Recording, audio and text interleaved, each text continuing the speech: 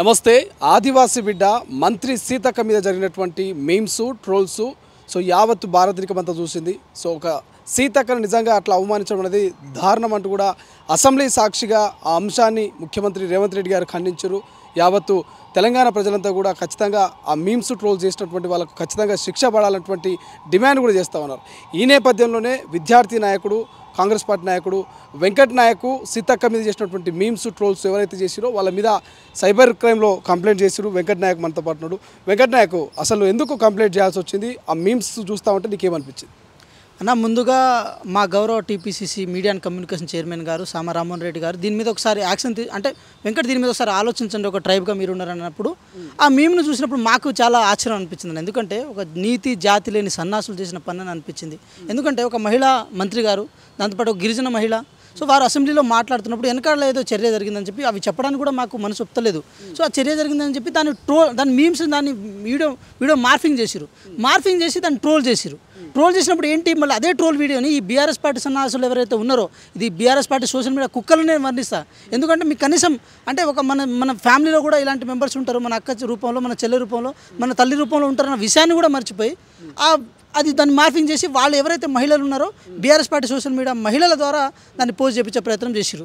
అది బయటకు వచ్చింది. గౌరవ ముఖ్యమంత్రి గారు కూడా చాలా సీరియస్గా ఉండే ఒకనొక సందర్భంలో చెప్పారు కదా, స్పీకర్ గారు ఆ వీడియో మీరు చూసిన తర్వాత చేత్తో కాదు చెప్పుతో కూడా కొడతారని చెప్పారు.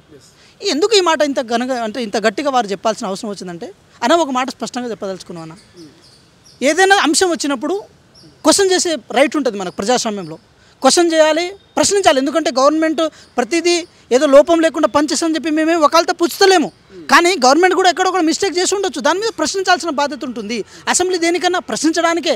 గత కొద్ది రోజులుగా అసెంబ్లీ జరుగుతుంది, ఏ రోజు ఎవరిని సస్పెండ్ చేయలే. క్లియర్ కట్గా మీరు వస్తున్నారు, దాంతో కూర్చుంటున్నారు, మాట్లాడుతున్నారు. ఒక సందర్భంలో అది రంగా బిర్లా వచ్చినట్టు కేటీఆర్ గారు ఒక సందర్భంలో వస్తారు, హరీష్ రావు గారు ఒక సందర్భంలో వస్తారు, వీళ్ళిద్దరు రాని సమయంలో కేసీఆర్ గారు వస్తారు, ఒక 5 నిమిషాలు కూర్చొని వెళ్ళిపోతారు ఏదో టైంపాస్గా.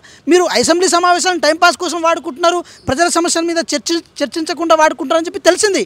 కానీ విధానపరమైన అంశాలను, సైద్ధాంతిక అంశాలను, లేకపోతే ప్రజాపాలనకు సంబంధించిన అంశాలను ఇలా క్రిటిసిజం వేలో కనుక మీరు చెప్తే 100% దాన్ని స్వీకరించే వాళ్ళం. కానీ మీరేం చేసిరు? కేవలం ఒక ట్రోల్ అంటే ఏంటి?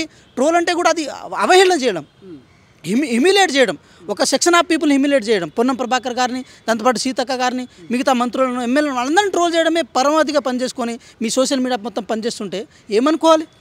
వెంకట్ నాయక్, ప్రధానంగా నేను ఒక వీడియో చూసిన, ఉదయం మీరు కూడా చూస్తుండొచ్చు మేబీ, ఎవరైతే కొంతమంది నిరుద్యోగులు గతంలో వాళ్ళు ముట్టడిలు కావచ్చు నిరసన వ్యక్తం చేసినప్పుడు వాళ్ళు ఇదే కాంగ్రెస్ పార్టీ ట్రోల్ చేసింది. కొన్ని అఫీషియల్ కాంగ్రెస్ పార్టీ పేజీలలో కూడా పెట్టుకున్నది.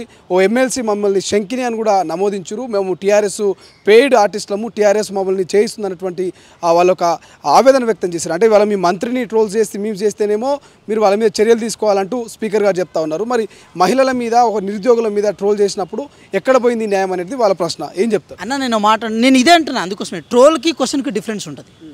ట్రోల్ చేయడం అంటే వ్యక్తిగతంగా హ్యూమిలేట్ చేయడం, క్వశ్చన్ చేయడం అంటే అయ్యో మీరు ఇట్లా కదా, మీరు ఎందుకు మమ్మల్ని ప్రశ్నిస్తారని చెప్పడానికి వీలుంటుంది. కానీ అక్కడ జరిగిందేంటి? అందుకే ఆ వీడియో నేపథ్యాన్ని మేము చెప్పలేకపోతున్నాం. అక్కడ ఏంటి, ఆ వీడియో తీసుకొచ్చి ముద్దులు పెట్టినట్టుంది. అక్కడ అంత ఘోరానికి దిగతారుస్తారా మీరు? అంత ఘోరంగా ట్రోల్ చేస్తారా మీరు? అది ఎంతవరకు కరెక్టు? ఆడపిల్లల మీద మాకు గౌరవం ఉంది, ఆడ వ్యక్తుల మీద మాకు గౌరవం ఉంది, అది ఏ పార్టీ వాళ్ళు చేసినా కూడా తప్పే.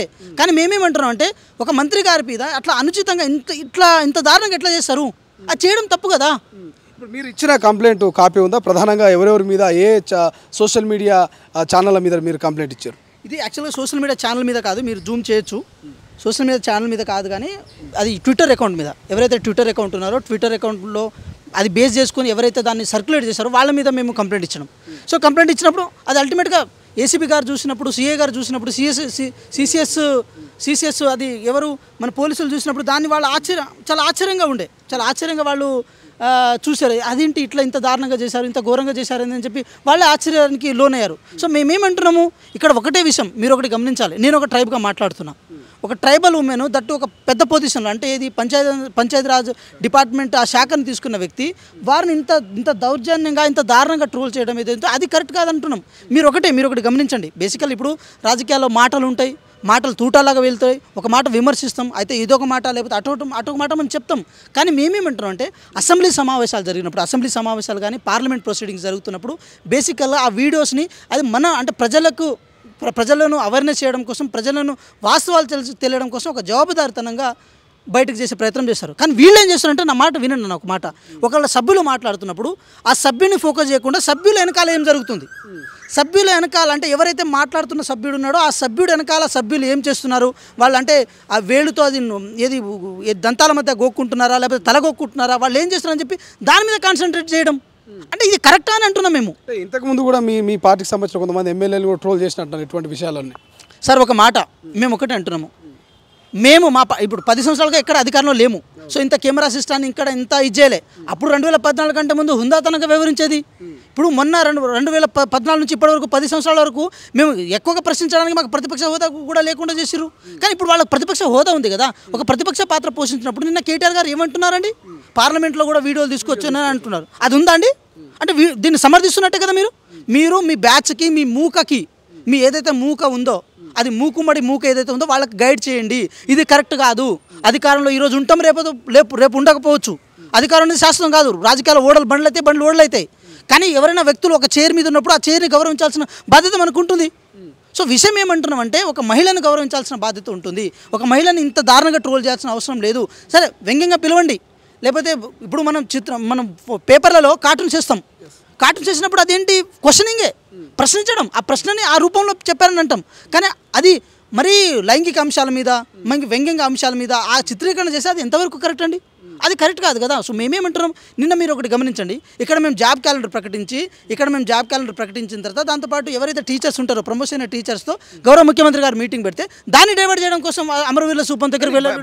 అసలైన తొలి వెలుగు. ఫాలో వాట్సాప్ @తొలి వెలుగు official.